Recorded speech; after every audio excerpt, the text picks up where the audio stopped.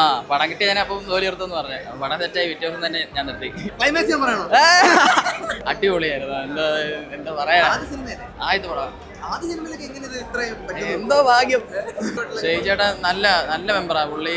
ചാന്ദ്രനാണല്ലോ എല്ലാം ഭയങ്കര ഫ്രണ്ട്ലിയാ.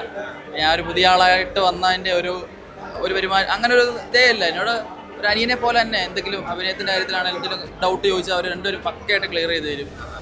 ഇത് കബഡി റിലേറ്റഡ് ആയിട്ടുള്ള ഒരു പടമാണല്ലോ. അപ്പോൾ ഞാൻ കബഡി പ്ലെയറോടാണ്.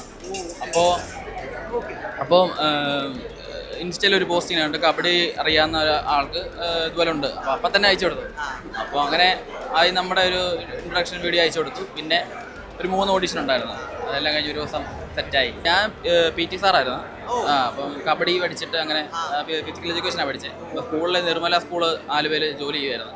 അപ്പോൾ ജോലി ചെയ്ത പോലെ തന്നെ ഞാൻ സ്കൂളിൽ കയറുന്നതിന് പറഞ്ഞത് സിസ്റ്ററിനോട് പറഞ്ഞു എനിക്ക് സിനിമയാണ് ലക്ഷ്യം, പടം കിട്ടിയ ഞാൻ പടം കിട്ടിയ ഞാൻ അപ്പം ജോലി എടുത്തെന്ന് പറഞ്ഞു. പടം തെറ്റായി വ്യത്യാസം തന്നെ ഞാൻ നിർത്തി. അതെ അതെ കബഡിയാണ്. അങ്ങനെയാണ് സിനിമയും കബഡിയാണ് എല്ലാം.